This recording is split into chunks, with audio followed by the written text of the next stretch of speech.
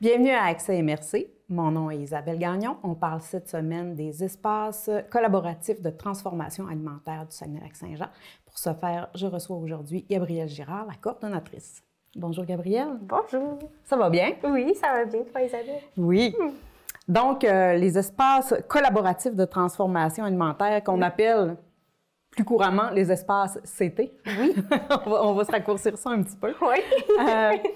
C'est quand même assez récent. Oui.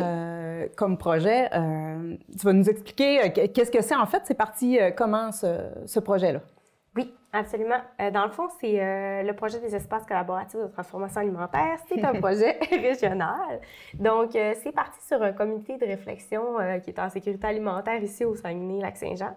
Donc, c'est à peu près une trentaine d'acteurs qui se regroupent là, pour parler, dans le fond, des problématiques d'insécurité alimentaire, comment on pourrait résoudre ça. Puis, de ces discussions-là est née l'idée, dans le fond, de faire un projet de transformation alimentaire. C'est comme ça que est venue l'écriture d'un projet, puis que c'en est venu à l'embauche, dans le fond, d'une coordonnatrice qui est moi. Donc, ce projet-là, il a débuté en 2021, officiellement. Puis donc, ça fait 2 ans qu'on a démarré.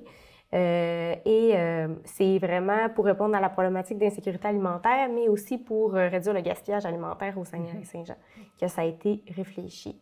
Donc, nos bénéficiaires, c'est les personnes en situation de précarité. Fait que c'est les personnes là, qui sont généralement là, à faible revenu. Mais plus largement, tu sais, ça se veut un projet pour tous. Donc, éventuellement, avec les années, là, on aimerait là, atteindre là, la population à son plus large. Donc, si je comprends bien, ce n'est pas un organisme, mais c'est bien un projet. Oui, à l'heure actuelle, c'est un projet. Ça va être bientôt repris par un organisme qui s'appelle le Réseau régional en alimentation communautaire, qui sont actuellement en train de se constituer au niveau du registre des entreprises.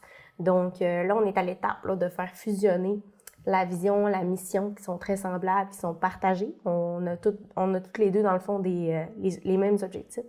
Donc, aussitôt là, que c'est fait, bien, le projet sera transféré là, dans cette organisation-là. Qui est régionale, elle aussi. Oui, absolument. Tu parlais tout à l'heure des bénéficiaires du projet. Oui. Que c'était pas la population, je pense, en général. Tout de suite, ça fonctionne comment?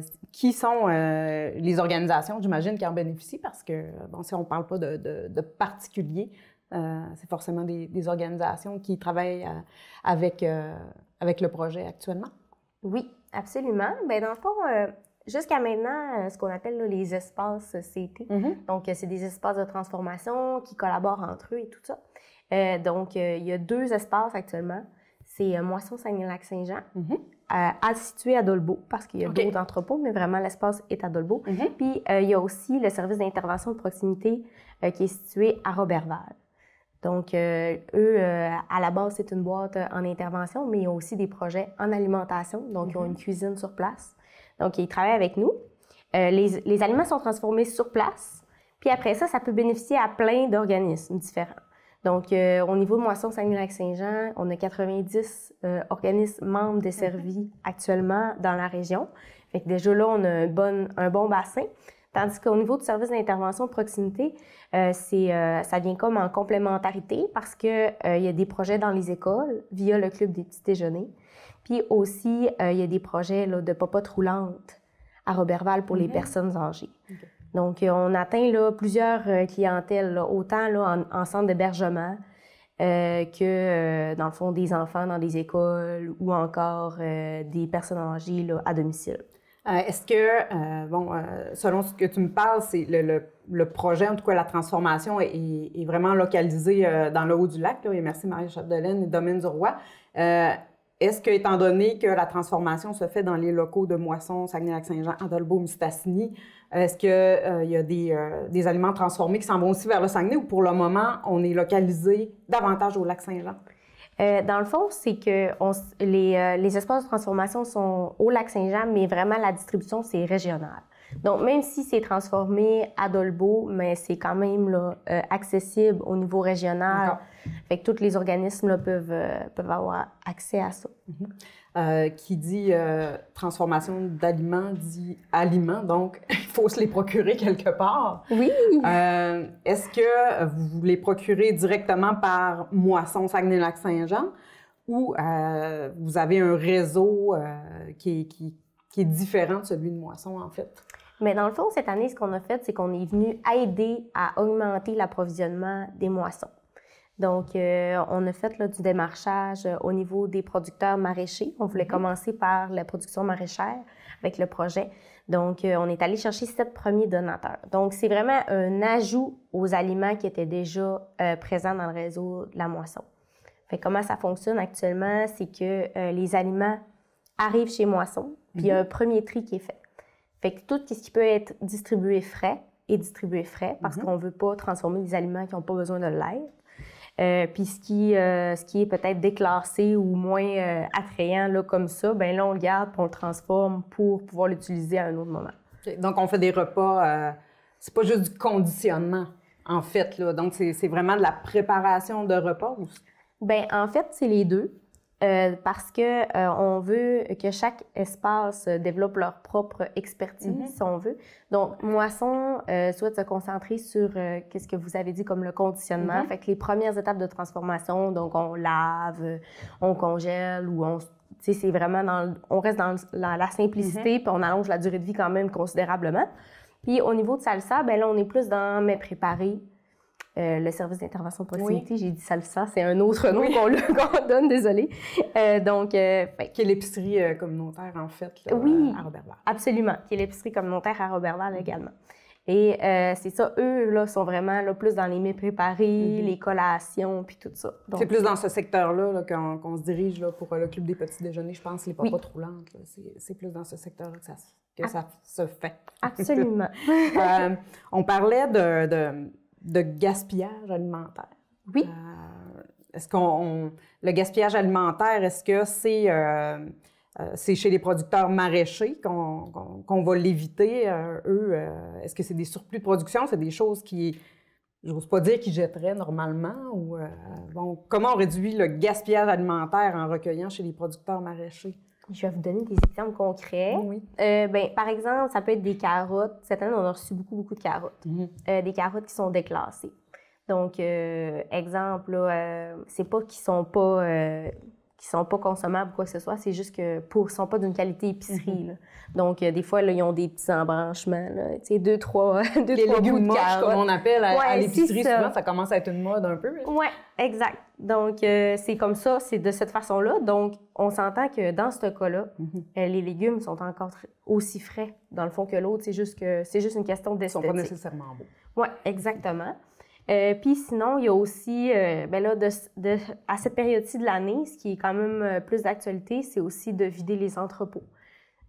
Donc, tu sais, les producteurs maraîchers, souvent, ils ont des pignons sur rue ou ils ont des kiosques où ils vendent là, leurs aliments. Fait que là, ils arrivent à la fin de l'année, ils se disent « OK, je pense que je risque de ne pas vendre ces aliments-là au lieu d'attendre qu'ils soient pas beaux. Ben là, on va les donner puis on va faire un pot là, pour faire un don. » Cette année, on a travaillé avec Moisson, justement, à Saguenay-Lac-Saint-Jean, pour développer un partenariat qui est intéressant pour les producteurs, étant donné que c'est du don. Donc, qu'est-ce qu'on fait? C'est qu'on a un reçu de charité. Donc, pour eux, c'est déductible d'impôt. Donc, c'est mieux que de seulement là, amener ces aliments-là au compost. Puis ensuite, on a une page Facebook où on fait vraiment des publications pour remercier les donateurs. On les identifie dans les publications, puis on les remercie.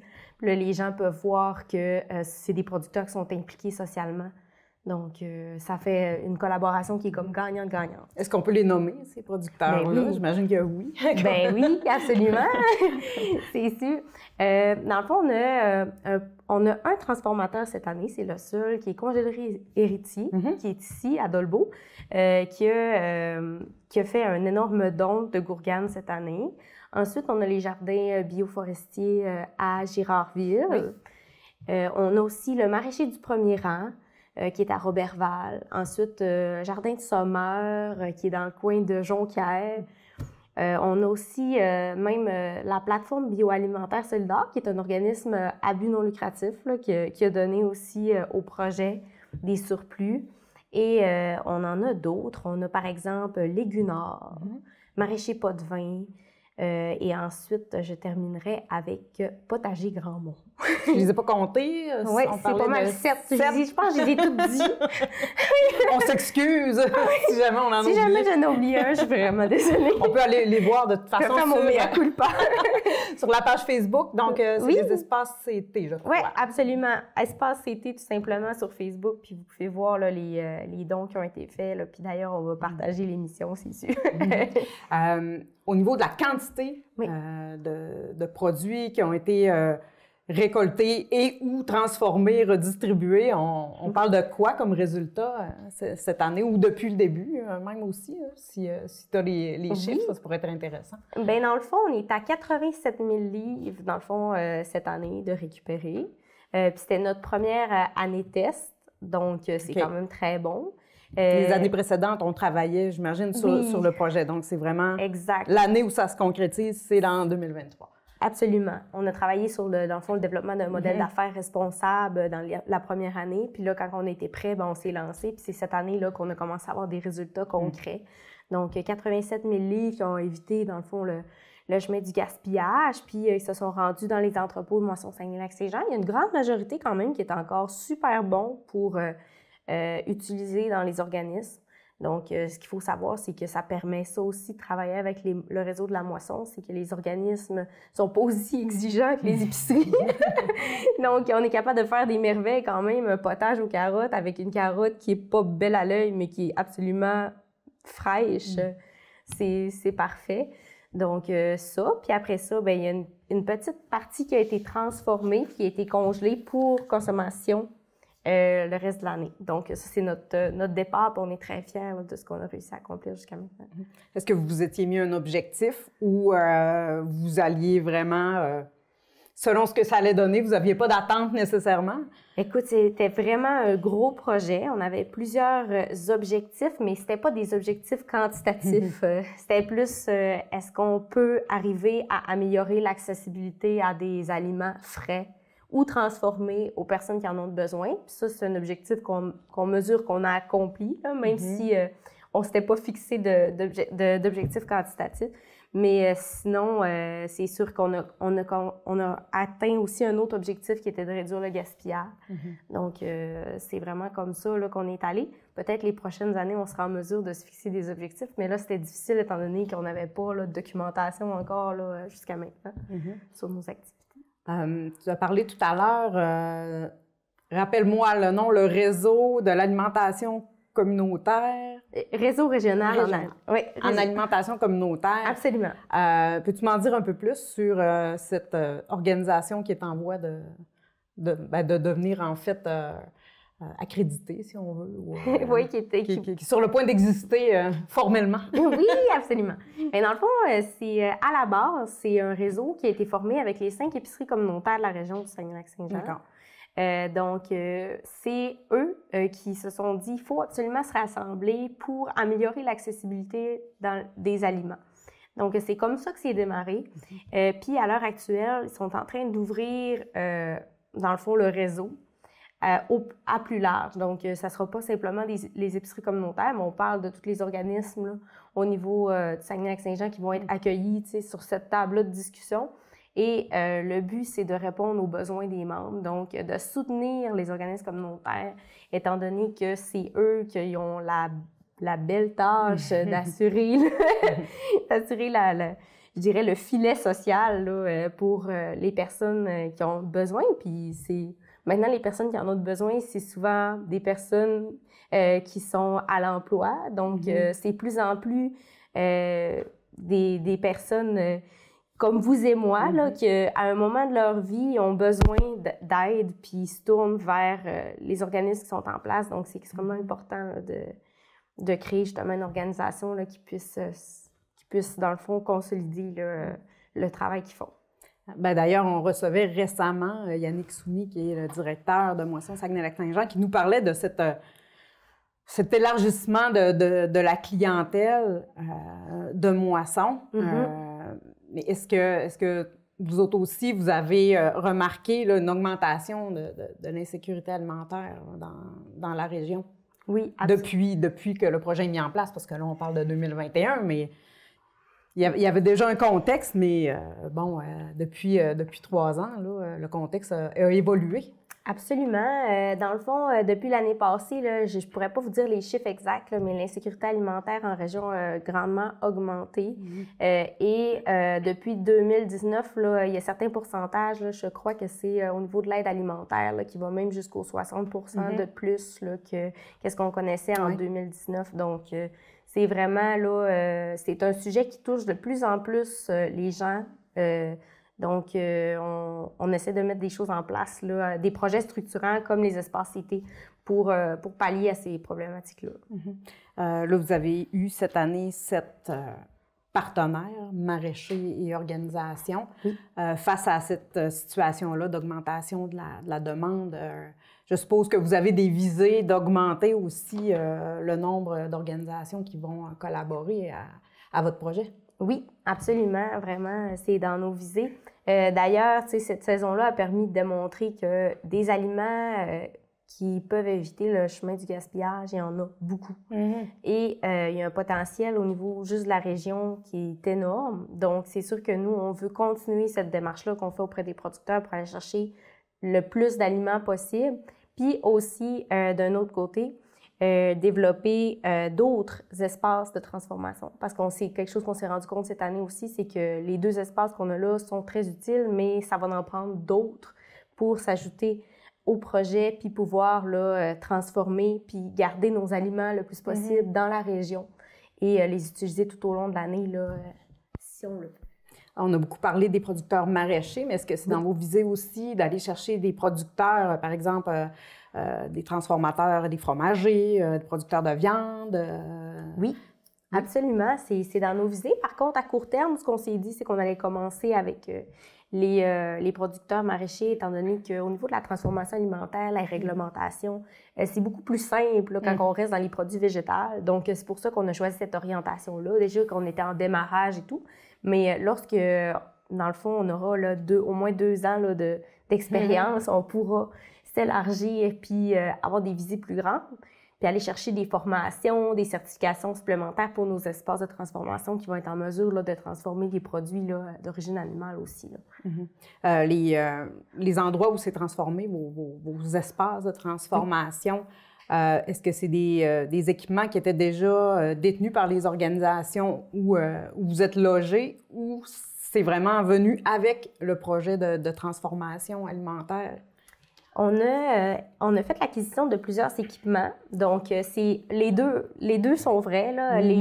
D'une part, là, il y avait déjà des équipements sur place, mais aussi on est venu bonifier ces équipements-là pour leur permettre, dans le fond, d'être le plus opérationnel possible, puis pouvoir sauver du temps aussi au niveau de la main-d'œuvre.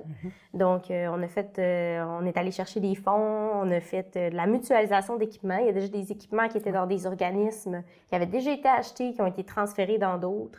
Comme ça, tout le monde est gagnant parce que au final, ça diminue les coûts de l'un, puis ça fait en sorte qu'on veut tout répondre au même objectif, à la même mission. Donc, c'est une mutualisation qu'on travaille. On est beaucoup dans le concept de l'économie circulaire. Là. Oui, avec ces équipements-là, justement.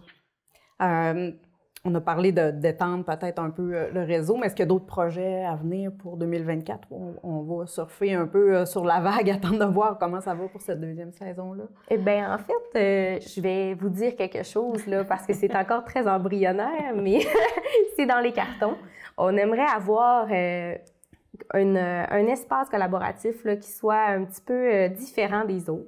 Donc, on aimerait là, faire une collaboration avec un organisme privé, puis développer un lieu où on pourrait les transformer, puis que ça serait notre propre plateau de travail. Donc, on ferait là, en même temps de la réinsertion socio-professionnelle, puis on pourrait avoir là, un espace qui transformerait là, des aliments là, de plus, là, qui serait comme un peu notre maison mère. Fait qu'on pourrait faire la formation des autres espaces collaboratifs à même cet espace-là. On pourrait mutualiser plus d'équipements aussi à même ce lieu-là. Donc, on est vraiment... Est-ce qu'il y a un lieu qui est ciblé dans la région actuellement? Mais on aimerait ça commencer par Saguenay. Parce que là, on a beaucoup d'espaces là, qui sont nos 2 espaces, en fait, sont dans le secteur du lac Saint-Jean. Donc, on aimerait là, aller à Saguenay là, pour la prochaine destination. Très intéressant. Oui. On vous souhaite que ça se réalise, tout ça, ces beaux projets-là, en 2024. Bien, merci beaucoup. Gabrielle, merci beaucoup d'avoir été avec nous. Merci. Merci beaucoup à vous. C'était la dernière émission de la saison d'automne 2023 d'Accès MRC. Merci d'avoir été avec nous tout au long de cette saison et on se retrouve en janvier. D'ici là, si vous avez le goût de nous écouter à nouveau, nous sommes sur YouTube et puis nous sommes aussi disponibles en format balado. Au revoir.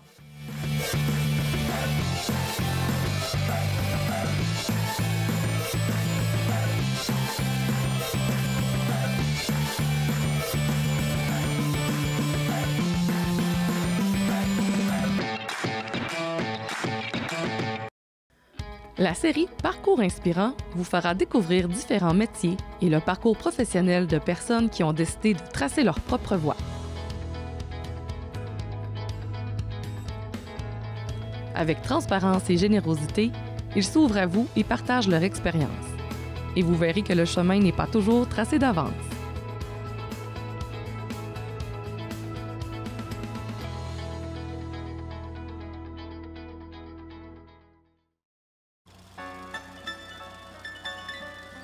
Bonjour, c'est Isabelle Gagnon. Cet automne, j'anime Portrait des familles d'ici, une émission de discussion intergénérationnelle qui fait entrer en dialogue nos aînés et leurs descendants. Découvrez à chaque épisode une nouvelle famille dans MRC de Maria-Chapdelaine qui échange sur son passé et raconte comment les membres ont laissé leur marque dans leur municipalité. Soyez-y à MaTV, Saguenay-Lac-Saint-Jean.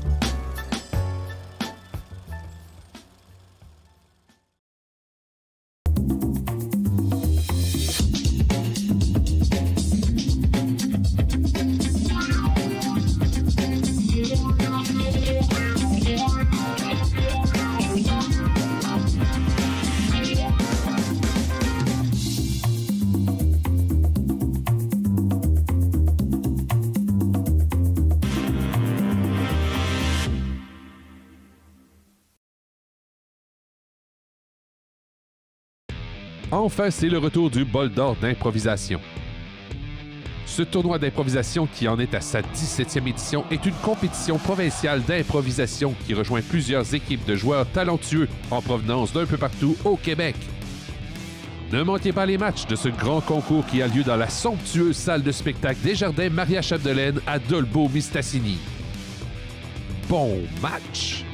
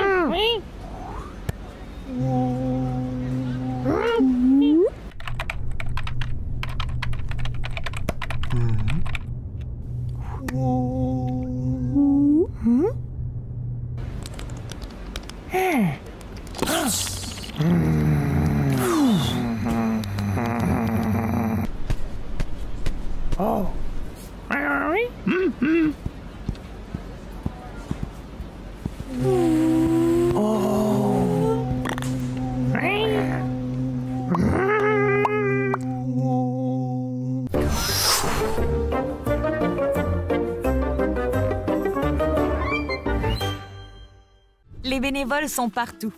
Nos activités sportives, de loisirs et de plein air sont rendues possibles grâce au travail de bénévoles. Ici, les bénévoles vous permettent de faire du sport dans votre quartier.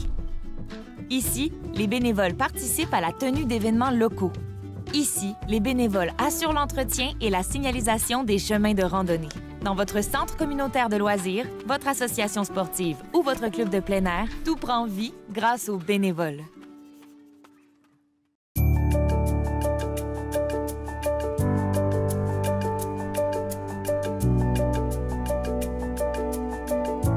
À Saint-Thomas-du-Dîme, tout prend vie, tout rayonne grâce à nos bénévoles. Un gros merci. Nous, on est en couple dans la vie. C'est sûr qu'on a des implications de couple en tant que bénévole, mais aussi chacun a des implications individuelles. Beaucoup de gens s'ennuyaient chez eux à la retraite. Moi, au contraire, j'ai sorti puis j'ai rencontré beaucoup de gens. Puis je me disais, un sourire, un mot pouvait faire une grosse différence dans la vie de ces gens-là. Fait que j'étais contente de pouvoir leur donner ce petit souffle-là, peu importe la grosseur. Je me dis, c'est pas la quantité qui compte. Moi, le bénévolat, je considère ça comme un loisir. Parce que ça occupe ton temps, ça rend service aux autres. Donner, c'est toujours plaisant. Ça me donne l'impression de participer à la vie citoyenne de ma paroisse, de rencontrer des citoyens vraiment intéressants. Puis quand on fait des choses ensemble, c'est pas toujours, on n'est pas sur toujours sur tous les mêmes comités, mais quand on fait des choses ensemble, ça rapproche le couple aussi. Le bénévolat, ça me valorise, je me sens utile à la population. Je trouve ça plaisant de m'impliquer dans des comités qui dynamisent le milieu.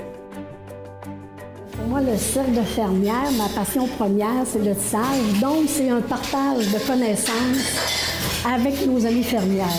Le bénévolat, moi, ça me fait sortir, puis ça me permet d'aider les autres. Puis en plus, j'ai été 45 ans bénévole à la bibliothèque, dont 25 ans de présidence. Le bénévolat, ça me prend de comprendre la culture. Bien, ça me fait toujours plaisir de donner, parce que moi, là, j'aime bien mieux donner que recevoir. Ça me valorise. Je fais du bénévolat depuis que j'ai 14 ans.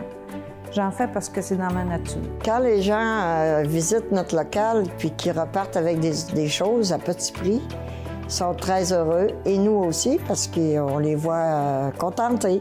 Quand j'ai pris ma retraite, je suis retombée dans mes anciennes amours. Il y a 42 ans, Madame Laurando, la mairesse, et moi avions ouvert le Bon Samaritain. À ma retraite, je suis revenue faire du bénévolat. Ça fait 2 ans que je suis arrivée à Saint-Thomas-du-Dîme, puis j'ai eu vraiment une belle intégration avec ma famille, donc ça me tentait de redonner à la communauté, puis de rencontrer les gens, puis d'aller les aider.